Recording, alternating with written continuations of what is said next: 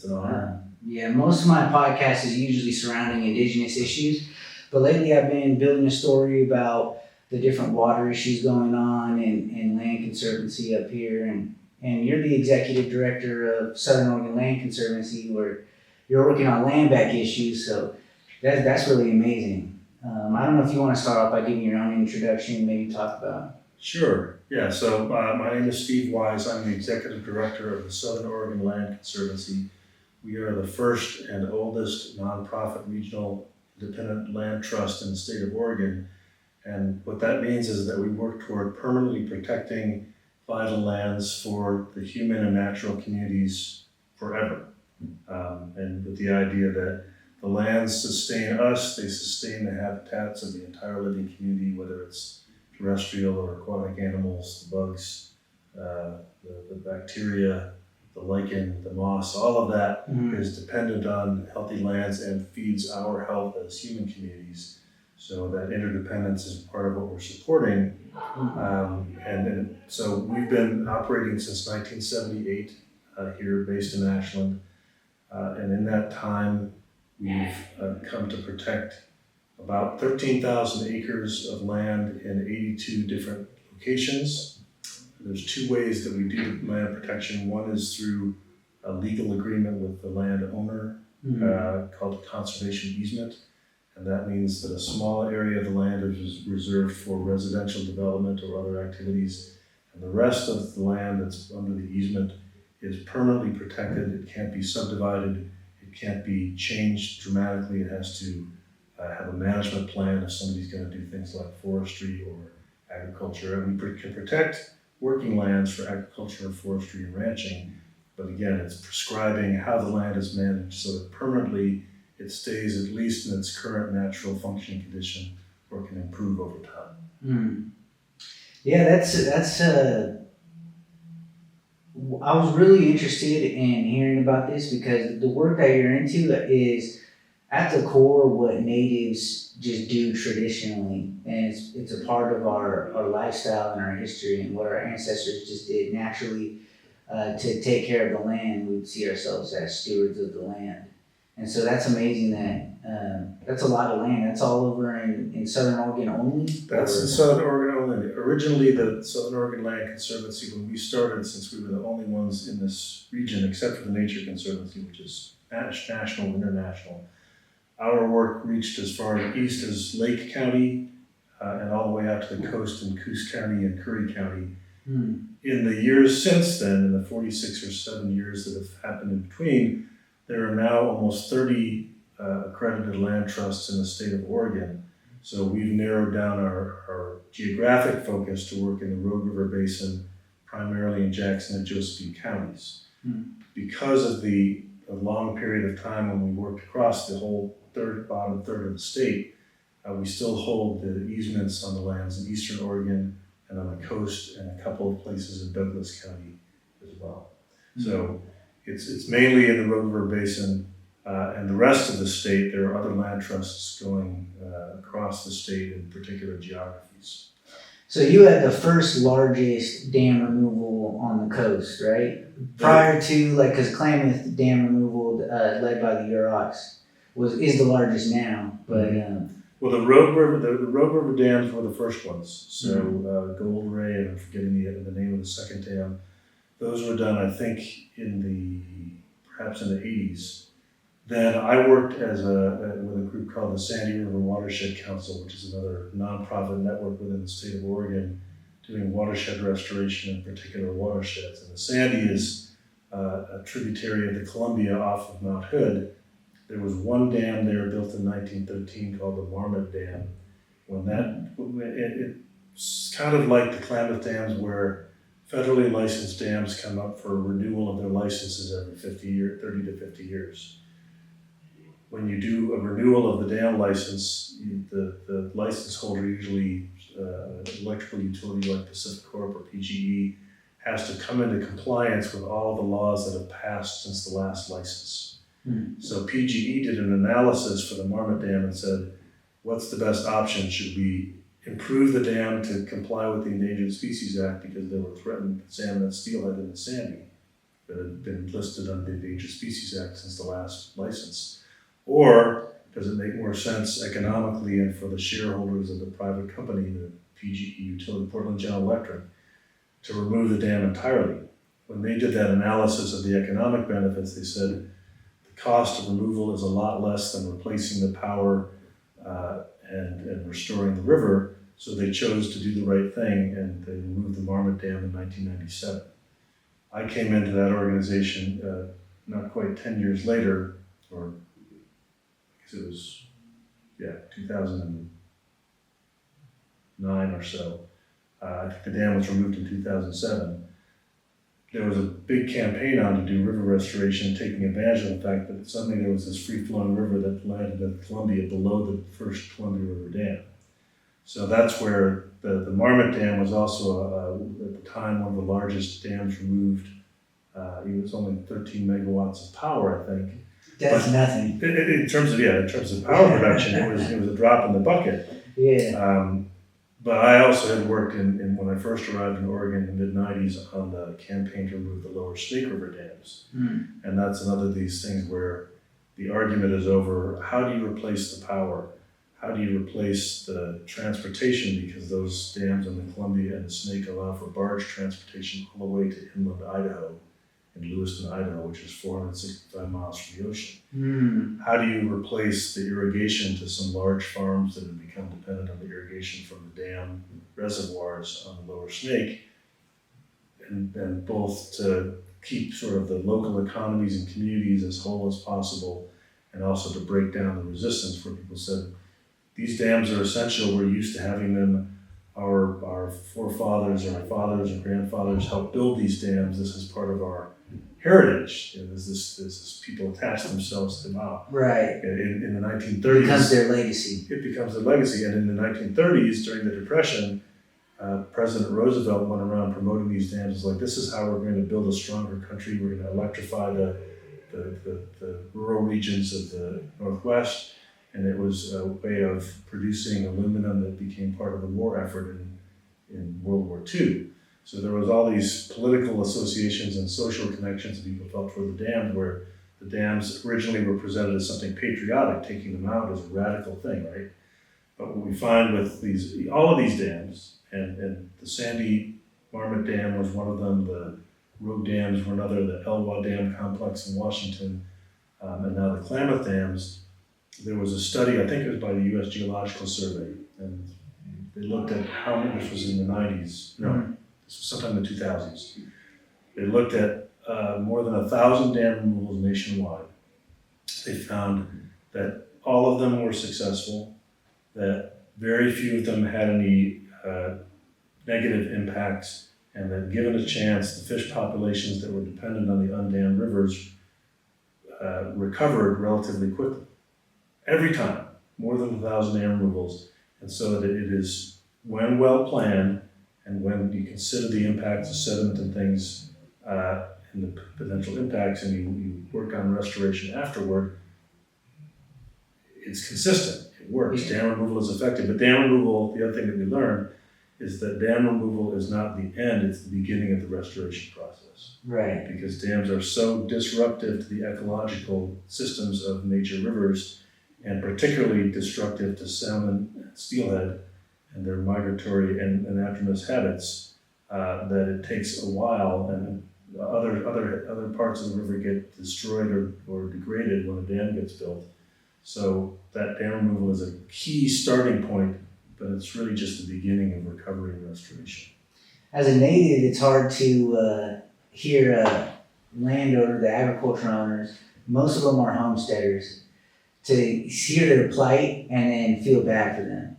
But that's not an argument to persuade them to be for dam removal. And so their argument, I'm assuming, is economic impact. But my question would be is, how much are they actually providing to the economy? I'm assuming it's very little, right? Well, in the Columbia or the lower Snake dams, for example, the economic impact was fairly limited, but it was very particular to a small number of farmers and the barging community. So in the lower Snake River, those barges are carrying generally wheat and grain down to export markets. So it's all cattle crop. It's not even No, it's grain and wheat for like bread. people and bread and noodles and things and wherever people are using wheat. The problem is that the lands that were being grown on, they're very far away from the markets they're serving, and those lands were fairly marginal in terms of their growing quality. They were only able to make it work, the farmers were economically, because the dams were effectively subsidizing the cost of getting their grain to market. So for them, the fact that if the dams came out, they would have to move their shipping to rail or trucking, would have raised the cost of that grain just enough that it wouldn't have paid off, and that's where their economy was threatened. Okay. It's not a large number of people, but the grain growing community was sort of holding out solidarity in resistance to changes in the system and still has been holding out against that change in the lower snake. In the Sandy, it was more just this question of, is the power generation, the electricity generation economic? And that's, like you said, 13 megawatts was a lot. It's not even powering the city. No, it was built originally as a new power source in 1913, and at that point to have that small amount of generation was a big deal for the community of Portland. But they also used a reservoir that was associated with the dam as a recreation site, and that power in part was fed to a train system that brought people out to the lake that was the reservoir. So it was kind of a recreational amenity. It wasn't essential, it wasn't driving the economy, but it was considered an economic development tool at the time. Yeah. That was in 1913. Collectively, the dams on the Klamath only altogether made 63 megawatts, which still isn't very much. Right. And they faced the same thing where their license was up for renewal and they didn't pass.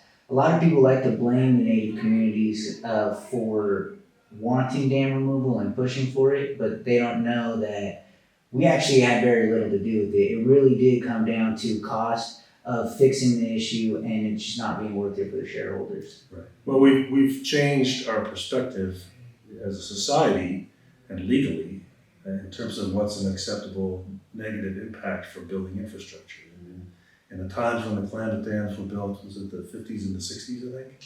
The first one was like in 1918, I believe, so but there was one that was built in I think the 40s, and then another one in the 60s. Right. Yeah. So the sense of what was an acceptable negative environmental impact then has changed, and the law has changed. That's what makes the relicensing process so powerful as a tool for doing dam removal. It's true that it can be expensive to retrofit a dam to meet the Endangered Species Act, but that's a way of recognizing how destructive the dams are, right? Mm-hmm. If they'd been required to build Fish Passage in 1913, they might not have chosen to build the dam, and they probably didn't know how. Even when you build Fish Passage on a passage blocking dam like that, there's a negative impact on the fish populations. The salmon can get through maybe. Some of the downstream migrating juveniles can get through, but there's a mortality rate at each dam. And when you count the value of the fish and the cultural value of the fish, especially to native peoples, it changes the equation. Yeah. But that's something that the law and the federal, what I learned by participating in the dialogue with federal agencies about the lower Snake River dams, was that cultural value is absent from a lot of these decisions a lot of the time. What they don't even realize is a lot of these communities aren't even benefiting from the power, even if there was enough power to power the city, which there isn't. Many of these native communities don't have power at all. Yeah. And they require the river to survive. You know, they need the fish to eat. They catch their fish, and then that's what they're eating for the entire year. Decide if they maybe hunt an elk, and they share that with the community. And so, the dam removals are definitely harming native communities. So when you're doing river restoration, you're on the watershed board. It's called the Watershed Council. The Watershed Council. Which it sounds like it's a lot different than the river restoration efforts that the Yurok tribe is taking part of. So what kind of stuff is the Watershed Council? Well, the watershed councils, it's another of these structures where each one is a little bit different. Each one is dedicated to doing restoration in one specific river watershed. And the idea was, it came from Governor Kitzhaber, who was governor of Oregon in the 90s, at the time when the federal government was planning to list coho salmon under the Endangered Species Act as threatened. So the expectation at the time was, well, if the federal government puts an endangered species restriction on the impacts on coho, it could adversely affect farming and ranching, which were considered major portions of the Oregon economy. So Governor Kitzhaber said to the federal agencies, wait a minute, let's see if we can find a community-based voluntary way to respond to the situation to improve conditions for coho salmon before the federal government says, this is what you gotta do. So it was called the Governor's Watershed Enhancement Board, and then it was given a temporary authorization and some state funding. Then it was turned into the Oregon Watershed Enhancement Board, and a state agency was formulated with funding from the lottery. 5% of the 6%, a small percentage of the state lottery income. And then in 2010, after that was expanding and there were more than 60 watershed councils formulated each locally around the state, each as an independent nonprofit, but with the support of some local agency like a city or a county to work on community-based efforts to restore habitat. So the idea was that the community would have a better sense of what was functional and a better sense of how to do it voluntarily. And that was the real innovation of Oregon's watershed councils, is that the Watershed Council is a nonprofit. Mine was working in the Sandy River Basin. Then we worked voluntarily with individuals who had land who were willing to do restoration in important places. So we work with others like the Freshwater Trust and the City of Portland, which has a habitat conservation plan because the water source for the City of Portland is a tributary of the Sandy called the Bull Run. So there was a big partnership of local agencies and nonprofits that said, well, where are the most important places to do habitat restoration? And which of us can do that work? So the U.S. Forest Service managed the upper watershed, and so they were doing restoration on Forest Service lands. We worked with private landowners further downstream and doing major reconnections of side channels and floodplains and rebuilding parts of the river that had been disturbed before, because in that case, in 1964, there was a giant flood called the Christmas Day floods, and it obliterated everything in the river because the river migrated. It's a glacial system that when the large rain on snow floods come down that river, the whole river can shift its channel. That's what happened in 1964, and rivers were taken out. I think 150 houses were blown out. And at that point, the wisdom of the day, which was the Corps of Engineers, said, we need to move that water through more quickly, and we need to put the river back where it was. So they built big dikes to contain the river in 1965 and 1966. That ended up being the worst possible thing to do for habitat, because the floodplains are really key portions of salmon habitat, and they're key portions of the river's ability to adjust in different flows and different conditions.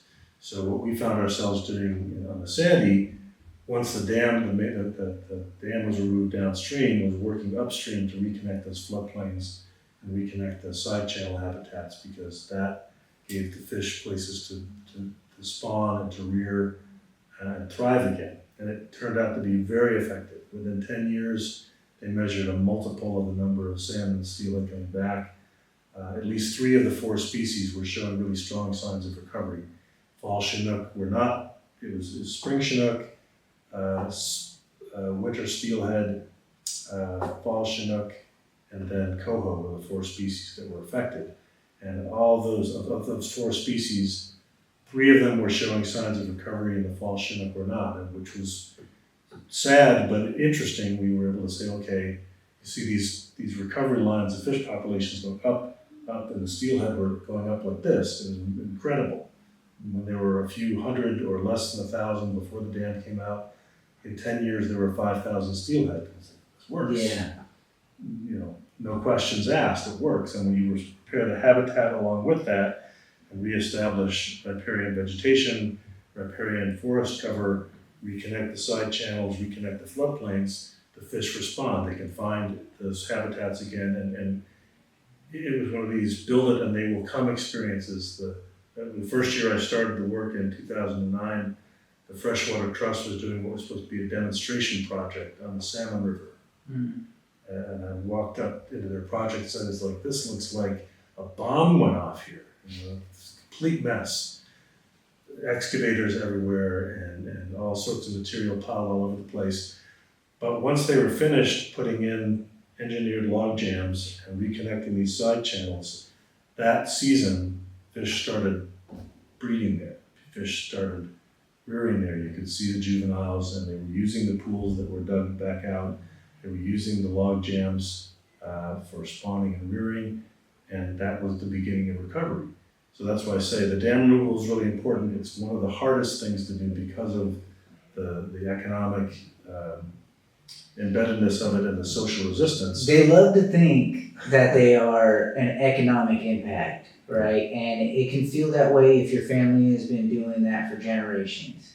And I can understand why they're proud of it. But I'm finding out recently in my last interview with Christopher Hall is that the agricultural community in Oregon as a whole only makes up 1.5% of the state GDP collectively. Right. So if the entire agricultural industry in Oregon went away tomorrow, economically we would not feel the impact. And most of the agricultural products are not food sources that we're eating in the state of Oregon. A lot of it is cattle crop. A lot of it is things like alfalfa and flour that get shipped overseas to the Middle East and Japan. And it's very little of it is actually a crop that hits the farmer's market. And so if you think about it in that context, well, that family is building wealth and it's a generational industry that they've worked on with their parents and their grandparents and their grandparents' parents, and that's something to be proud of. They're not actually contributing that much to the state, but they are taking up a lot of water, 78% of the water, which is kind of crazy. It's disproportionate to be sure. Yeah, but when you're looking at most of the communities, obviously you're talking about rebuilding the salmon. And to river natives all over, that means so much. You know, we love the salmon. And it also is feeding into traditional plants like the willow and the Indian cucumber, also known as bear root, and just different things like that. That means a lot to us as well. But what is a impact that you can say to non-Indigenous communities who didn't necessarily grow up ancestrally surviving off of the river and the plants that grow alongside of it? What is the impact that they would notice the most? From dam removal? From dam removal, river restoration, and all of that, yeah. Well, I think it comes back to that basic notion that our health as human beings is intimately dependent upon the health of the landscape. So anything that we can do to make sure the landscape stays healthy and functions, it's going to be good for people as well as the fish and the river and the forest. But that, another part of the science that fascinates me is the idea of the very direct relationship between the nutrients that salmon carry back from the ocean and the soil nutrients that you find in healthy forests, and that the greater density of fish in a river, the more ocean nutrients of nitrogen you find in the soils, and that cycle of life is really making the landscape what we see. The forests are dependent on the fish are dependent on the forests, we are dependent on the fish in the forests. That's what counts. It's our own future and our own health. And I realize that agriculture is a small percentage of everything here, and perhaps disproportionately given decision-making power and control of the water, no doubt, absolutely. And it's kind of part of this social identity of people living in the region who feel it's part of our world. And it's true in forestry as well. The forestry used to be a much bigger part of the economy, and we've realized in the last 20 to 30 years that the impact of cutting down trees is not just that you can sell the wood for profit, but that it degrades the water, degrades watersheds, it makes drinking water harder to get for people, so that there's gotta be a different kind of balance. Can you explain watershed? Sure, a watershed is the area where all of the water from falling within an area drains eventually to a particular river. So from ridgetop to ridgetop, down to the river, and then down to where it meets the next river. That's the watershed of a given river or stream. So the idea is that that whole watershed has function based on what gets done in any local place. And the more that you can work throughout the watershed and recognize the places that are most important for the most species, whether they're fish or terrestrial animals, the condition of the forests, the better off everything's going to be. So taking that watershed view allows you to look across the landscape and sort of try to make priorities and say, okay, well, this tributary over here is producing a significant portion of all the steelhead in the whole system. So we'll prioritize that for restoration because that's where we're going to get the most upward lift in terms of the work that we can do. And sort of, people say bang for the buck, but that's too loud and too violent a metaphor. So I like to say, where can you get the most salmon for your simoleons, right? It's a matter of being sensible, and we've only got a certain amount of money, and these projects can be expensive. There's only a certain amount of people and time we can commit to it. So where do we focus our people and our time and our money to get the most positive ecological benefit in unwinding some of these historical impacts that might have made sense at the time, but the more we learn, they don't really make sense now. So the watershed council isn't necessarily about constructing better watershed, water reclamation processes, but more so focusing river restoration in locations where a watershed will funnel the most water through. Again, each watershed council is an independent nonprofit. It's community-based with volunteer leadership from the communities, from local agencies who are working on water resources and fish conservation, and then deciding what's the most important thing. In the east side watershed, some of them work on water conservation and irrigation systems to put more water back in the river because that's another part that's, like you said, most of the watersheds in the state of Oregon and in much of the West are over allocated in their assigning water rights for irrigation. So there's too many people taking out too much water and sometimes drying up rivers entirely, right? That's inherently unhealthy. It's inherently unsustainable. And it's another artifact of old laws and the old social system that said, the most important thing we can do is to put the water out for farmers to do what they want to do with it. That was an old idea that's still embedded in our law and in our society. But watershed councils are very locally based, and in the case of the one that I was working on in Sandy, our focus was on restoration for salmon and salmon habitat, seabed. In other places, it might be working with agricultural producers to find ways that they can do irrigation efficiency and use less water and leave more in the river for the sake of the river's habitat. And that's something where...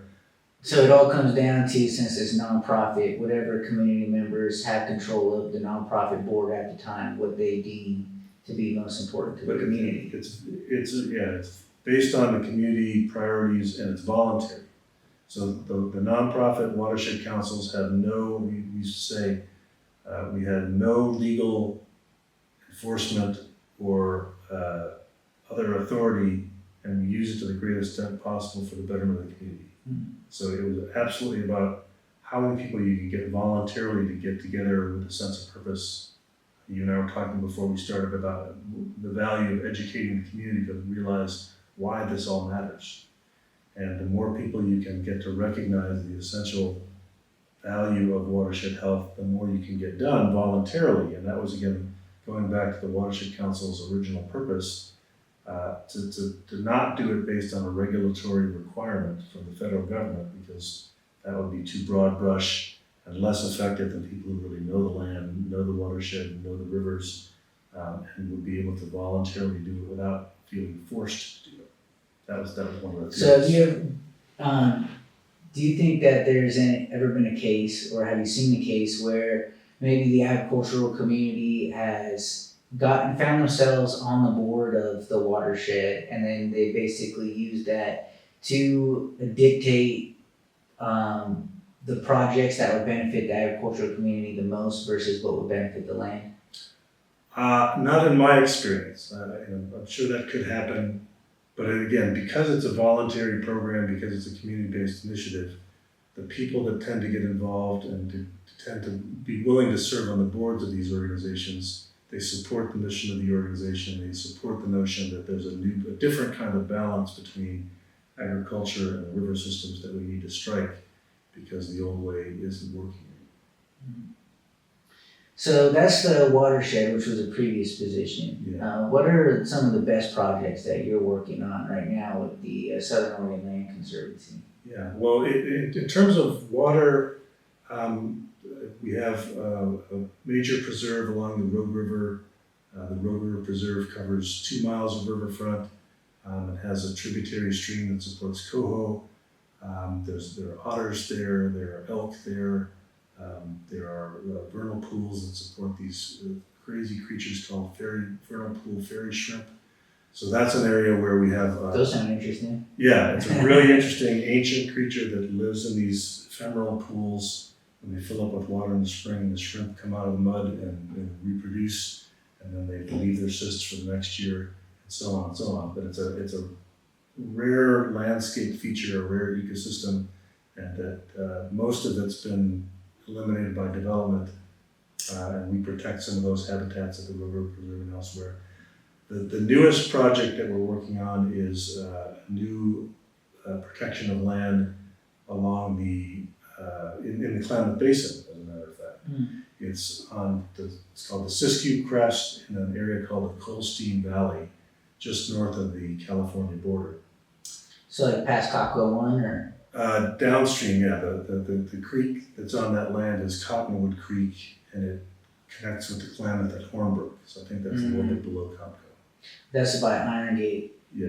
Okay. Yeah. So, it's the area that we're working on protecting, and we should have it becoming our next preserve within a few weeks here. Is building on other protected areas that we have already under easement in that zone. And it's both a migratory area for terrestrial animals like elk and deer. And what we've seen is that there's a really interesting diversity of plant life and even down to the moss and lichen that grow in this area. It just is indicators that the area has not been impacted by human development at all. And it's one of the largest pieces of land in that area that has still not been developed and not had a house built on it.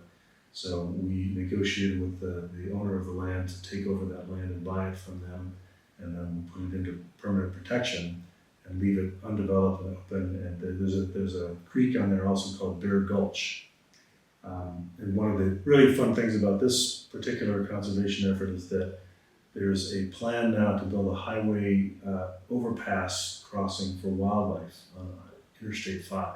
Nice. And it's called the Mariposa Crossing because there's a Bureau of Land Management protected zone there nearby called the Mariposa Biological Preserve.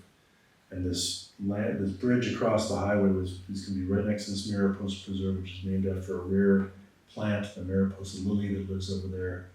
And the land that we're protecting is within a mile of that proposed highway crossing, which was funded at the end of last year.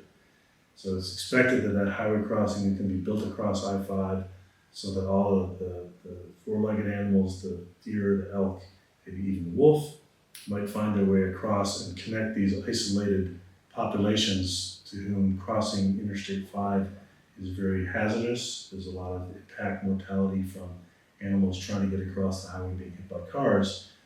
And it's one of these things where it's going to be an amazing positive benefit for the ecology and migratory animals, and there's a benefit for people because it will improve safety.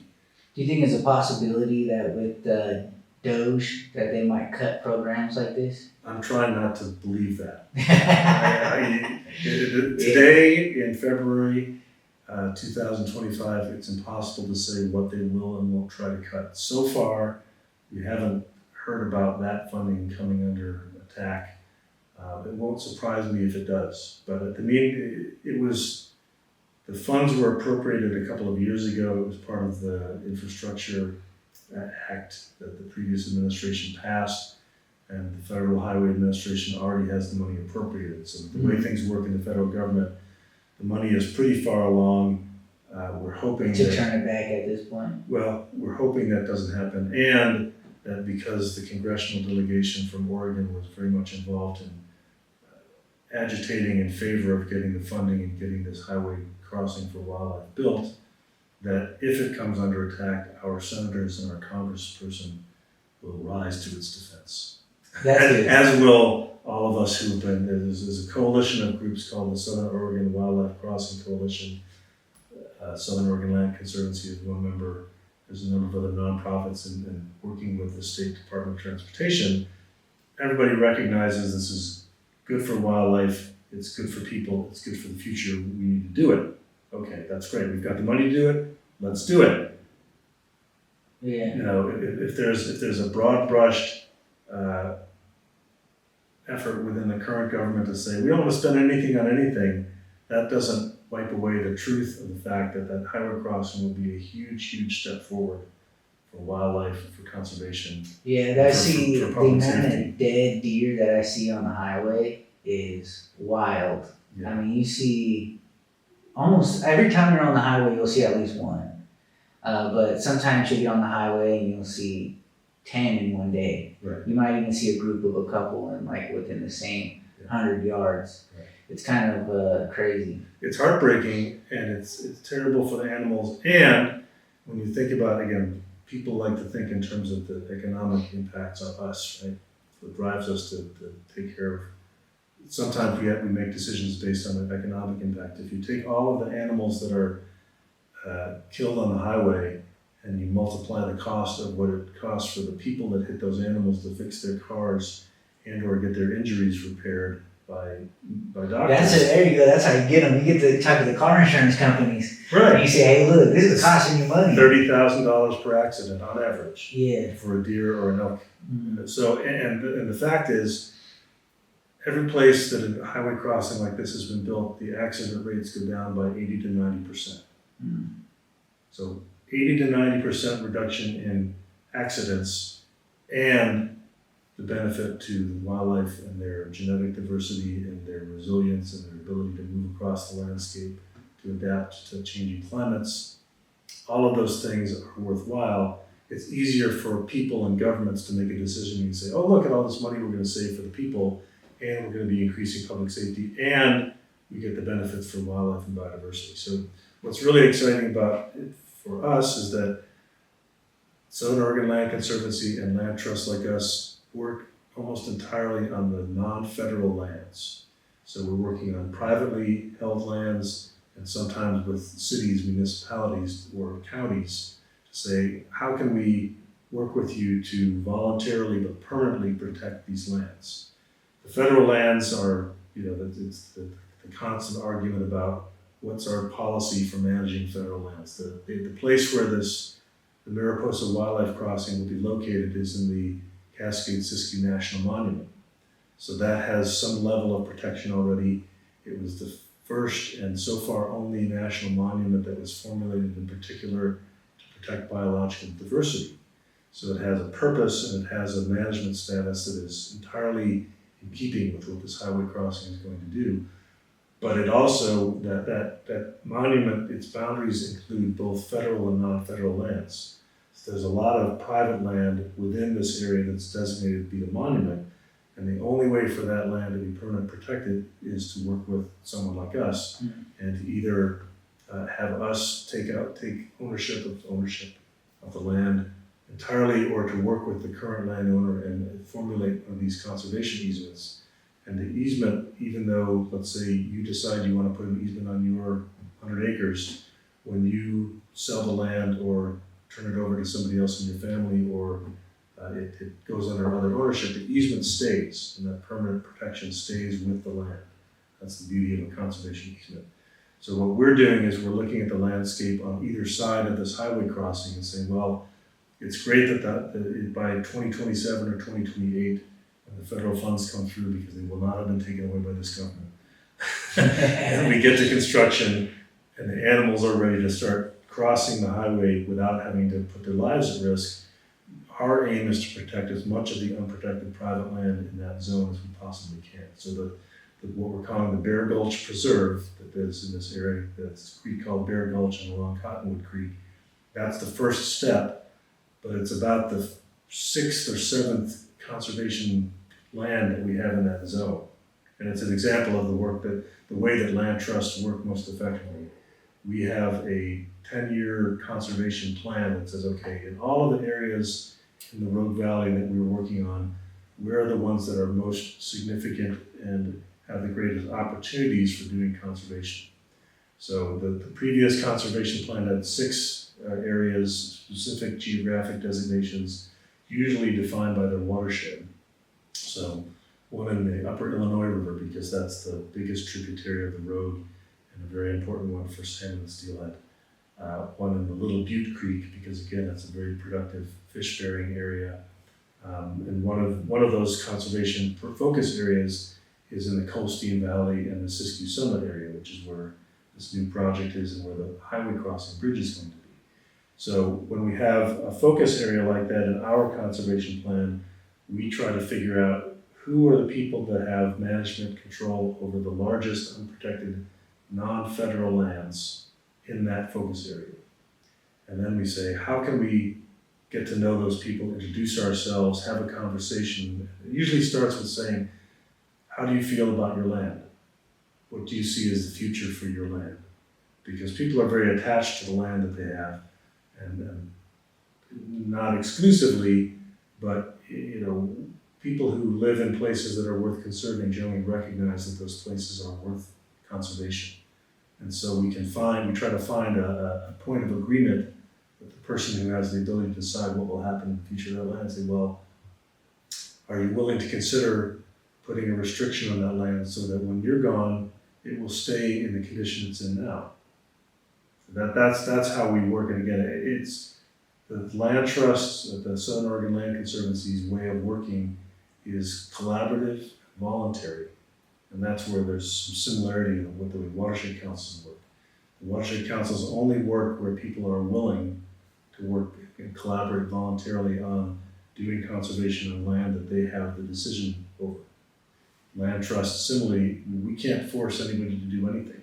We can only say, your land is very meaningful. You probably know this because you live on it and you see it every day, and you hear the animals and you watch the birds, and you might be fishing if there's a creek or a river on your land.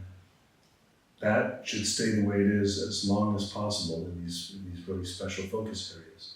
So it's a matter of building awareness among the community members, finding ways to start a relationship, and then trying to say, is there a way that we can either set up a conservation easement or set up a way for eventually SOLC, that's our initials, Southern Oregon Land Conservancy, can become a permanent steward of that land.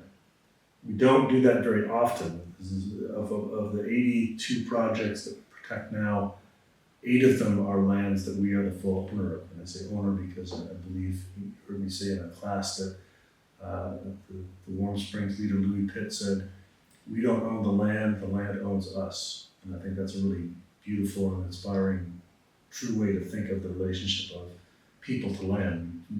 There's this social system that the United States has set up, inherited from its European forebears. It says, you have a legal right to own this piece of land and it belongs to me, and I can tell you to stay out, or you can't tell me what to do because it's mine. Yes, the slave mentality, the slave master mentality that comes from European colonialism, where they believe you can own the land, you can own a person. It's the idea of ownership in general, where you enslave the land to do your bidding, which is to build crops, which is often done against the land versus working with it. You enslave your animals instead of hunting them, and then natives, when it comes to land, we wouldn't see it as ownership, and we wouldn't necessarily see it as the land owning us either. It's more so like a caretaker kind of relationship. Like you would take care of your mother when she gets old, but she doesn't own you. You just love your mother and you take care of her, and help her prosper and live the longest life as she needs. So, or your child even. You take care of your child not because your child owns you, but because you want to see your child grow, become the best that they can become. So. So in a sense, what we're doing is moving toward that kind of relationship to land, but it's working within the legal system that we have now that says, I own my house, I own the land around it, I get to decide what happens. But land trusts like the Southern Oregon Land Conservancy give people a choice to say, the choice can be, I will preserve my land in its functional ecological condition forever. Whether I own it or not. It definitely is necessary in the way the world works right now, and it's what's protecting native land for sure. Because at least if you can own something and you can keep people, you can restrict what happens on the land that you own. It's a way to protect it from the exploitative nature of people who would come in and basically take the land for everything that it's worth until it's dead, unfortunately. Is there hunting that goes on in your land, on the lands that you own sometimes? Or? Sometimes, yeah. On the lands that we own, again, it depends on the condition of the land and whether there are other restrictions. In terms of the largest preserve that we have, which is, I mentioned, the Rover Preserve near Eagle Point, that was funded with a grant from the state, again, the Oregon Watershed Enhancement Board, the same one that is the agency that manages all the watershed councils. Mm-hmm. That the state, up until now, when they give these grants for protecting a piece of land, they hold an easement on the land that they can enforce against us.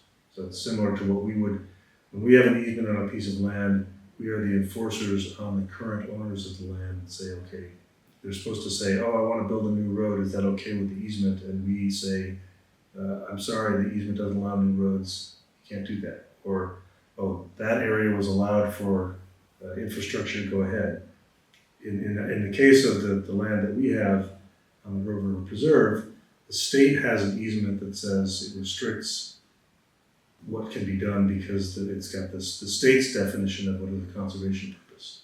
So in that case, there's a limitation on hunting because the state doesn't necessarily recognize yet that hunting can be a sustainable part of sustainable. Yeah, there's nothing wrong with hunting. Right. I'm all for it. And so in that particular place, we have been doing training hunts with youth hunters who come out to chase the turkeys. See, that's what I was trying to find out. Yeah. I'm trying to get involved with something like that. Yeah. So there's opportunities again when we don't have other restrictions on us. If it's considered to be a sustainable practice on the land, that's great. And when in these private easements as well, there's unless the original person who conserves the land says I don't want hunting done on this land, then the easement is you can do the conservation of land and hunt. Mm-hmm. But because each of these easements is a little bit different, it depends on the terms of the easement or potentially the terms of when SOLC owns the land as a preserve, under what terms and with whose funding we acquire the land in the first place. We prefer to have like everybody else, not to have the restrictions only be the ones that we put on ourselves, but in some cases the funding says, oh, we'll give you this funding to protect some land and you can't hunt on it. And in the past, we haven't contended with that, but at the same time, there's a dialogue going on now between land trusts and the state agency, the Oregon Watershed Enhancement Board, to say, well, maybe it's wrong for the state to require an easement on us, in particular because of the issue of land back, which we talked about before. Our land trust and the state coalition of Oregon land trusts has had a project going for the last almost 4 years now called the Oregon Land Justice Project. And there's a website, OregonLandJustice.org, that explains this whole initiative and its goals. But one of the goal of the project, of the Oregon Land Justice Project, is to see how land trusts can support tribal objectives and how land trusts can build collaboration with tribes toward achieving tribal objectives where tribal traditional lands have been and where land trusts work. So for example, the area that we're in here now was traditional lands of the Kelma, Lagawa, Shasta, now the tribes that are part of the Grand Ronde Confederations, also the Klamath, also the Yurok and the Cataraco across the border, because the California border is just a modern tribal. Yeah, but we're currently at Southern Oregon University. This land right here, these natives went on a trail of tears and got forced up towards Portland, Right. unfortunately. So a lot of the natives that were, this is their native land, are no longer here, Right. unfortunately. Right, and their descendants who survived are now living among the Siletz tribe outside of Lincoln City, or the Grand Ronde tribe in Willamette Valley. But recognizing that these are the ancestral lands of those communities and those tribes and bands, the question is, okay, how can we support the return of the ancestral peoples of this land, particularly on the lands that we control as preserves, but also perhaps building it into the future easements, but also recognizing too, a conservation easement potentially is an impingement on the sovereignty of a tribe. If for example, we had land that had an easement on it and then it became the property of a tribe, the tribe, in theory, would be responsible to that conservation easement, which either would be under US government law or in a relationship between a nonprofit, non-governmental organization like us trying to govern what the tribe can and can't do on the land. And in the Oregon Land Justice Project, in considering what tribes need, what is a respectful and appropriate relationship between a nonprofit, private organization like us and a tribe, we recognize that that's wrong. We're trying to uphold sovereignty. We're trying to expand the respect for and the recognition of tribal sovereignty in ceded lands, in treaty lands, wherever it is. And so, in that sense, what's happened in other cases is that the tribes have to make I'm trying to remember the right term, but there's a limited, if an agreement that a limited reduction of sovereignty to accept the easement has happened in some places. But we don't want to do that. You know, that's another truth. We know that tribes, the sovereignty is the most important fundamental principle of tribal government and tribal nationhood. So part of this project is to say, well, how can we work on our conservation goals in ways that ultimately will be the best possible outcome for tribes also. And with land back, that means if we're going to try to protect a piece of land, we want to do it in a way that if we can engineer the land back project and turn that land into tribal ownership or tribal management, co-management, whatever it is, having an easement on it is a restriction that may be unacceptable and contrary to sovereignty. So where easements have been a very effective mechanism for us to work on private land protection, we're trying to reconsider how that can work and look at ways to say, for example, in this project where the state required easement, well, hold it. If the state requires an easement, but we intend for this land to be eligible for a land back project, that's going to create a problem down the road for doing the land back initiative. Why would easements not be good for a land back movement? Because it potentially requires the tribe to be responsible to an outside non-sovereign entity, whether it's a state government or a land trust. And that, again, as a voluntary relationship, it may work, but... So the land would be owned by the tribal nation, but it wouldn't fall as part of the reservation lands, and so therefore they don't have full control over it? No, it's just that the legal instrument of a conservation easement, once it's there, because it relates to the federal tax code, is supposed to stay on the land forever. Because the idea is that if you take an easement, or if you place an easement on your land, you are essentially giving up the right to some of its development.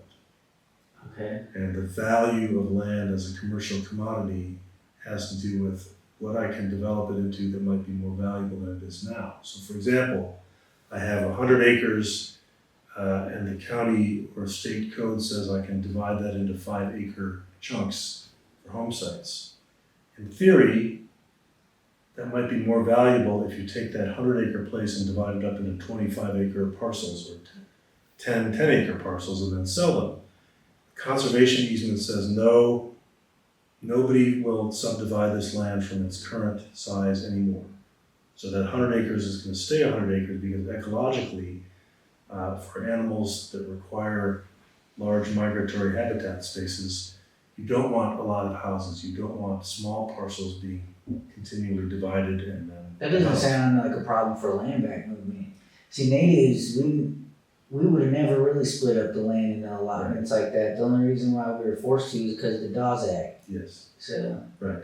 No, but the problem is that if the easement requires some sort of action that the tribes don't decide for themselves, that itself could be a threat to or an impingement on sovereignty. And so thinking of ways that we can get lands conserved with state support, but keep the easement out of it.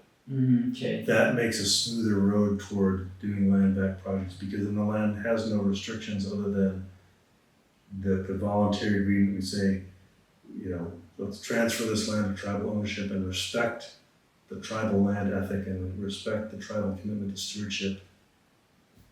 That's enough. Yeah. That's a different way of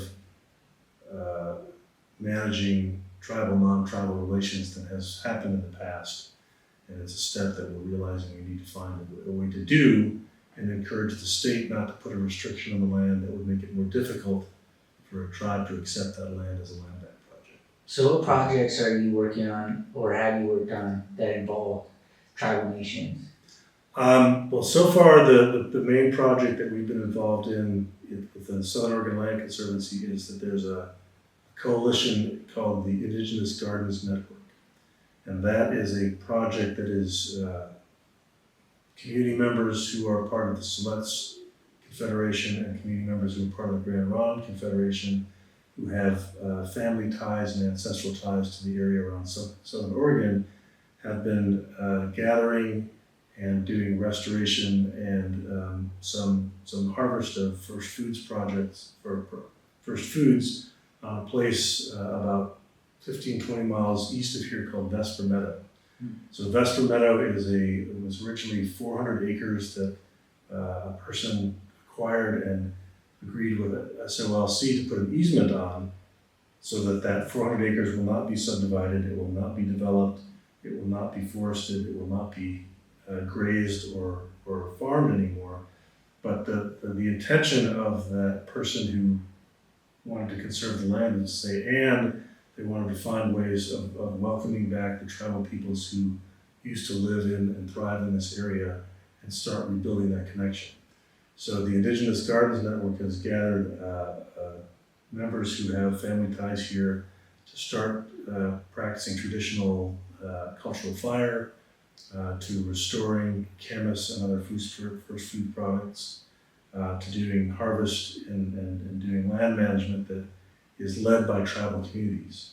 And the SOLC is involved because we are the easement holder on that land, and we are promoting and supporting it as a model for saying, well, if we have now 74 different pieces of land under easement, how can we improve access to tribal communities who had ancestral ties to that land when the person who may be the current owner of the land is willing, which is what's the case in Vesper Meadow, it's an education program, for us to help facilitate that and say, well, it's not land back in the purest sense, it's not returning full ownership of the land to tribes, but it is restoring tribal access to lands that are conserved that way and that may have cultural resources and cultural opportunities on them. So that's the one that we've been most involved in so far, is supporting the development and the activities of the Indigenous Gardens Network. And then through that project, we're starting to work out ways of having access worked out for our preserves, the lands that we own and manage specifically, and say, okay, what resources, cultural resources, plants or animals or other things exist on that land, and how can we work out a relationship such that tribal peoples with cultural connection to these lands can have access and return at least time to time for gathering, for ceremony, for helping us to learn how to manage the land in ways that makes it more useful, more valuable for tribal communities. So that's the sort of thing where we're still looking for an opportunity where we can say, well, if a tribe came to us and said, we really want to get a hold of this land over here, we support that. We want to be a partner in that. We want to use the resources and the skill set that our organization has developed over 45 years. Say, okay, we can help out working on a conservation land acquisition and then step out of the way. But we haven't done that yet. That's still there are other land trusts that have done that. The Wild Rivers Land Trust that works in the South Coast has done some projects that have returned lands to, I think, the Coquel tribe. The Mackenzie River Trust, that's based out of Eugene, has done some land back returns to keep foul weather, and I'm trying to think where else with the Siletz tribe. And the Nature Conservancy has also transferred some land back to tribal ownership. So it's sort of a building trend among the land trusts in Oregon. We just haven't yet found the land or the opportunity to directly return land to tribal ownership. But we've been working our way up to doing that and learning what it means and trying to start working relationships with the Siletz tribes and the Confederate tribes of the Grand Ronde community, saying, what are your priorities? Where would you want to have better access? Which kinds of land would you want to get hold of? And you mentioned before, I think you started, that the Confederate tribes of Siletz recently acquired 2,000 acres at the foot of Table Rocks. Yeah, 2,000 acres is incredible. Which is incredible. I mean, it's a small fraction of the something like 1 million acres they were guaranteed in the treaties. But as a stepping, as a turning of the tide, it's a huge, huge, huge step.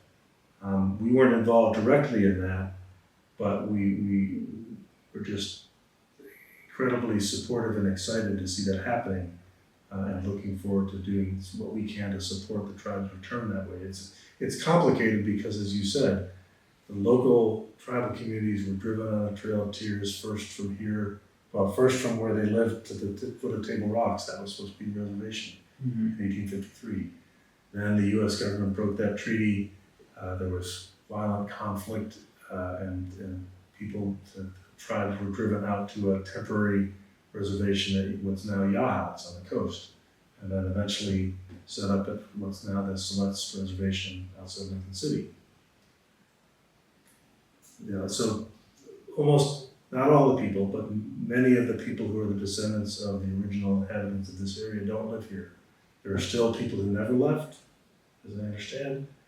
There are tribal members who have returned, but many of them live far away, so it's difficult and complicated even to come to visit. It's a challenge for those who are participating in the Indigenous Gardens Network to travel the 3 to 5 hours to get here from their homes, their current homes on the reservation or living elsewhere in the state, to return to their ancestral land. So just figuring out how we can contribute to overcoming those barriers, that's where we're at this point. Yeah. Because many of the traditional residents of this zone, of this land, have been exiled far away. Yeah, this was the last white state, and so it's amazing to see that transition from the last holdout for white racism becoming a state with the initiative for land back with organizations like yours. So that's amazing. I really appreciate the work that you're taking a part of. Thank you. Is your organization a part of the sea otter return? Or not directly. We've talked with some other organizations that are working on that, but the lands that we have easements on are not directly on the coast, so we don't have the ability to do too much to that. Not really. The coast is not a primary focus of our conservation work, and that's where most of the sea otter work is. But that's super cool work. I mean, that's really exciting. And again, in terms of not only the cultural value of the otter, but the effect that otters have on nearshore habitats. We've learned so much recently about the balance of the ecosystems is all about the otters. I was down in Monterey and heard about the otter recovery down there, and efforts going on in the Oregon coast now. The Ecological Alliance is working on that here. I think it's magnificent and it's really important. It's just not the area that SOLC works in right now. Have you done any work with the Yuroks or the Karuk? Not yet, but we're eager to try and find ways that the umbrella that we work in terms of a regional view of things is connectivity for habitat and migration of wild animals and wildlife. So wildlife don't know that there's a state border. The elk don't care. And where organizationally, we are an Oregon-based organization. And so we tend to stop our work at the Oregon state border. But at the same time, we recognize that these issues of connectivity, whether it's dam removal and the health of the Klamath Basin or terrestrial wildlife connectivity, looking across to the tribes and the land trusts and the other organizations that are working along the California side of the greater ecosystem is something we'd like to do more of.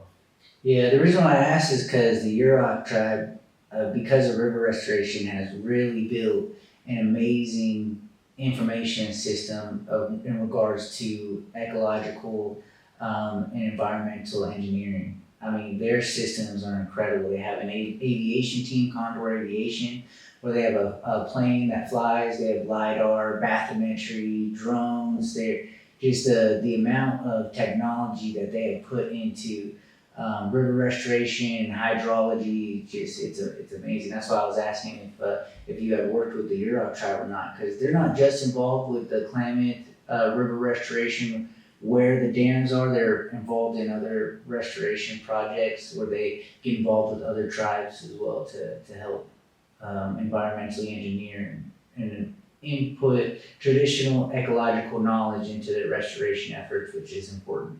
Yeah. So there's two things I can think of.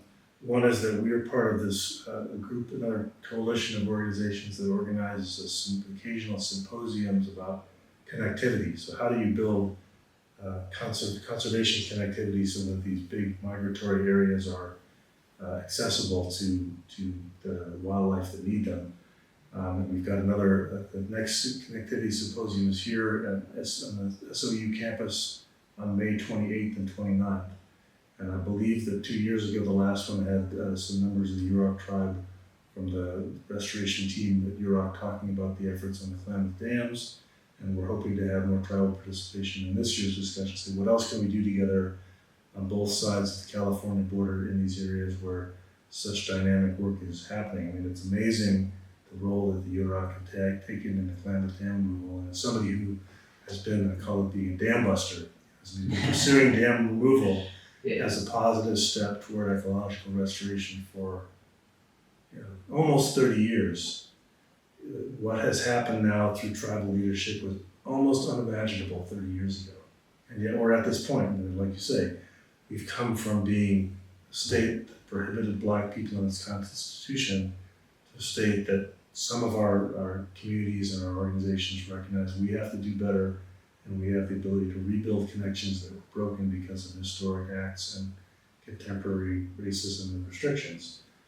At the same time, this idea that what was considered almost impossible or a dream, whether it's removing dams or building a wildlife crossing across a highway, once we get there, we can make huge strides, and the tribal leadership is a really important part of that. Mm-hmm. That's the reason that the Oregon Land Justice Project has been so important for land trusts, is that it opens up our eyes to new possibilities of learning from tribal leadership, of applying, like you said, traditional ecological knowledge. And then the second part of it is about cultural burning. Land trusts are starting to recognize, like other conservation groups, that the suppression of fire on the landscape has been a terrible negative influence on the health of its ecosystems.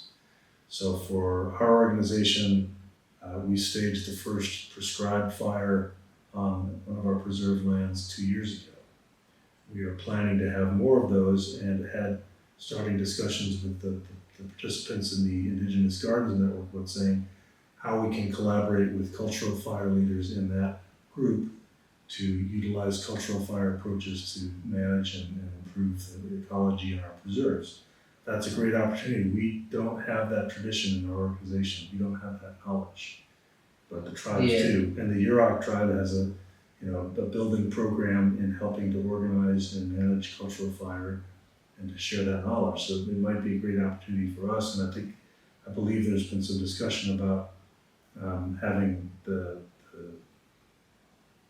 two tribes, Grand Ronde and Siletz, or perhaps just Grand Ronde, doing emulating the cultural fire crews that the Yurok have now developed, and sort of having that kind of capacity over here. But at the same time, the Yurok have the capacity now.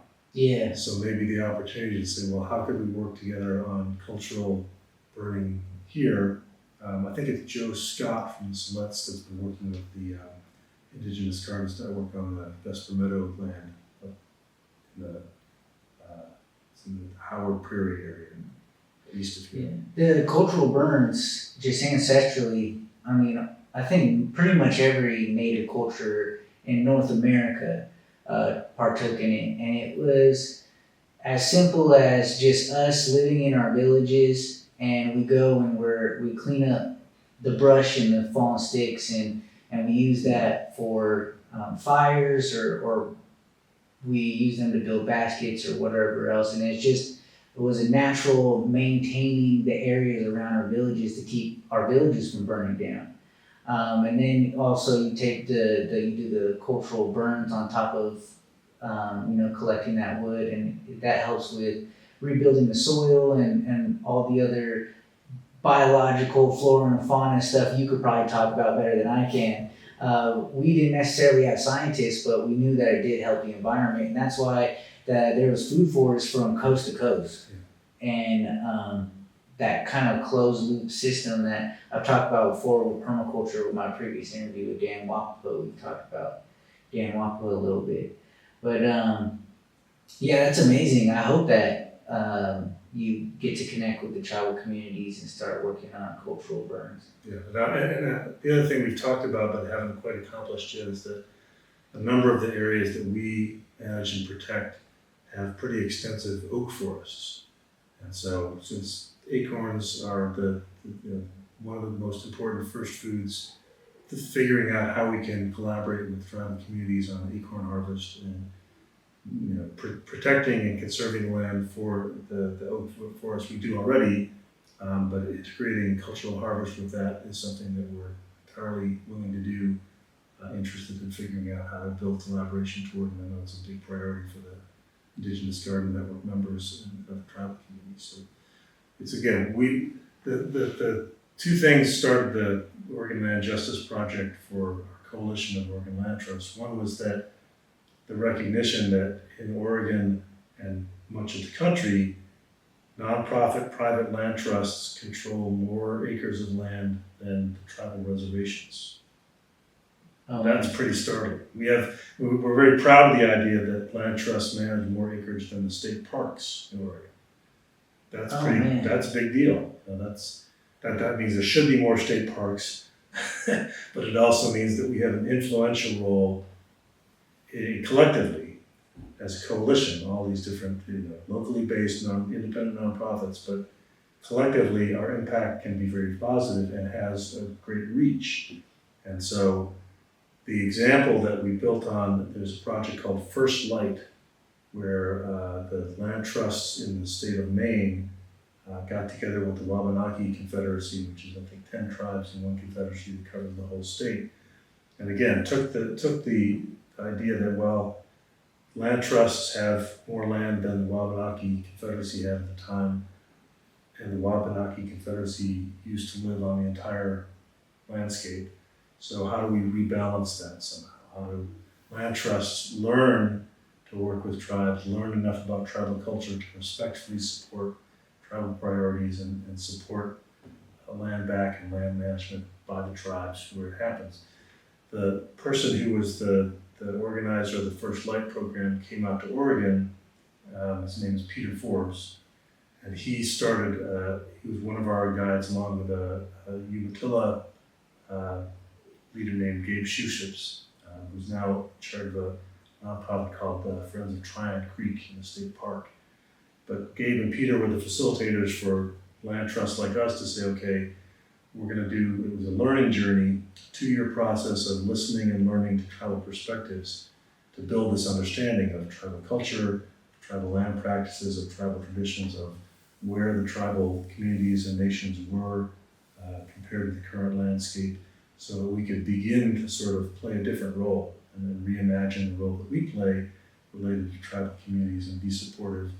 And like I said, use the resources and the ability in the lands that we manage already and the opportunities that we have in the future to support tribal objectives. What's interesting about our work for Southern Oregon Land Conservancy, because we've been here for 40 some years, we're pretty well known in the community, in the region.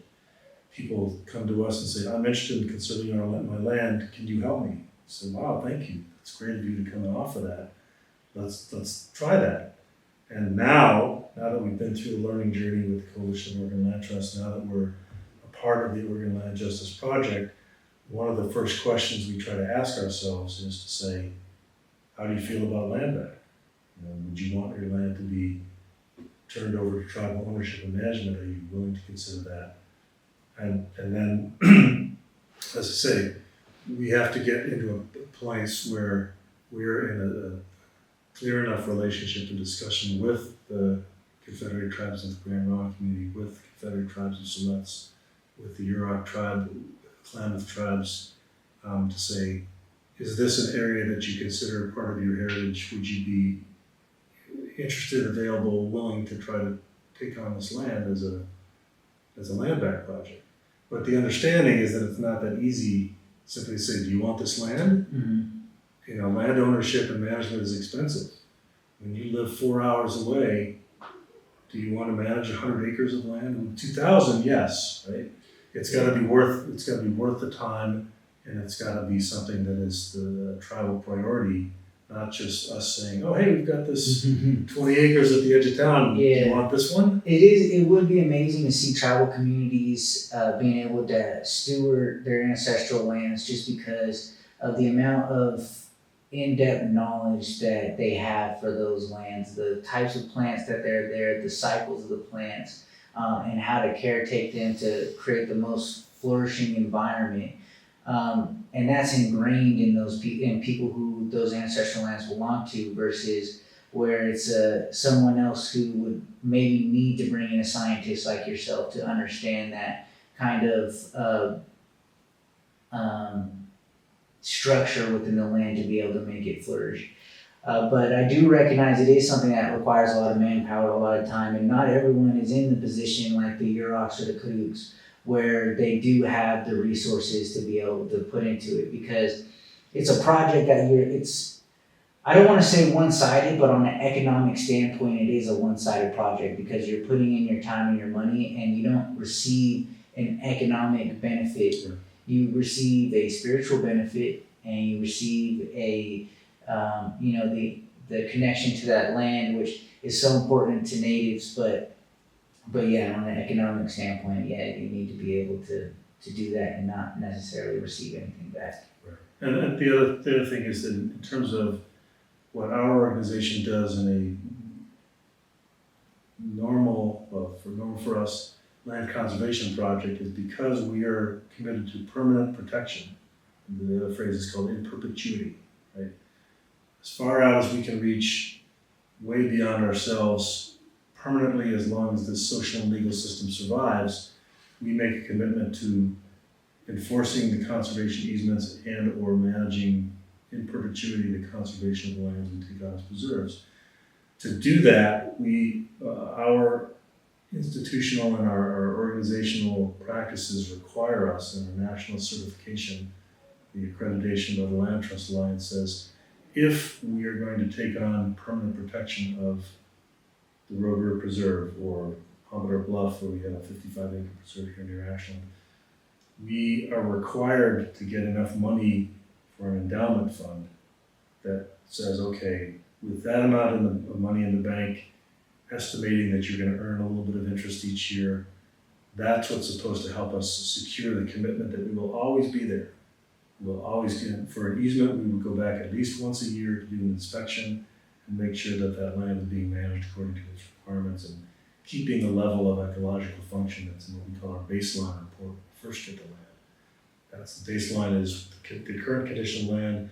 It can only get better under our management. That's our commitment. So we require a certain amount of money, a few $1,000s per easement or up to hundreds of thousands of dollars for a large preserve to be able to make that promise. So I think that's another challenge that land trusts are going to have to come to grips with and walk our talk and say, if we're going to acquire and transfer lands into tribal communities management, how are we going to deliver also a comparable level of endowment or invested resources so that a tribe would have some money and some people power and or equipment or whatever else it takes to maintain the land, to restore the land, to improve conditions on the land, to remove or turn into wildlife-friendly the fencing that's on there that might be a harm to the wildlife. So that's our practice for our lands, is to do that. We require that of ourselves, that as we're doing, it's called conservation acquisition, taking on new land, or as we're formulating a conservation easement, we have to find some way of putting some money in the bank that allows us to make that permanent promise.